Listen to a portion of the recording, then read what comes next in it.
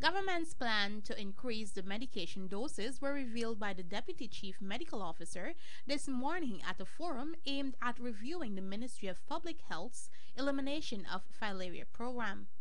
Guyana has signaled a political will to implement the use of triple therapy, IDA, where we will be using ivermectin, diethylcarbamazine, and albendazole from 2019.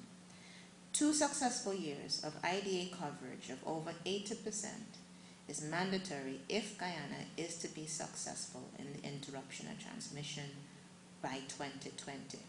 She explained that current doses being used to treat the disease will not be sufficient to eliminate filaria by 2020. Lymphatic filaria has no signs during the first 10 years in the life of an infected person. The disease is transmitted by a mosquito and causes a person's lymphatic glands, such as the legs, breast, and even penis, to swell, which are often referred to as gaudy or Bigfoot. According to Dr. Campbell, the situation has reached a stage where the country is left with almost no choice but to embrace this new initiative. Noting that about 7 to 9 pills will now be the new dosage, the DCMO said that the Public Health Ministry will embark on a survey to assess the acceptability of the new intervention, which will draft the way forward. We are therefore about to assess the acceptability of this modified intervention, which will have a pill burden, I understand, of about 7 to 9 pills in a stat dose amongst the target population. The acceptability study is scheduled to be implemented May of this year, which will then inform the social mobilization campaign.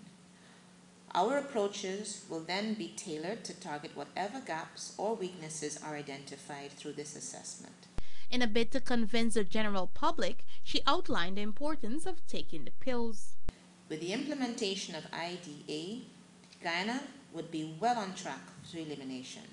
This is a task which is not to be taken lightly, and as such, we continue to look towards community participation and partnership in sharing of similar experiences and good practices.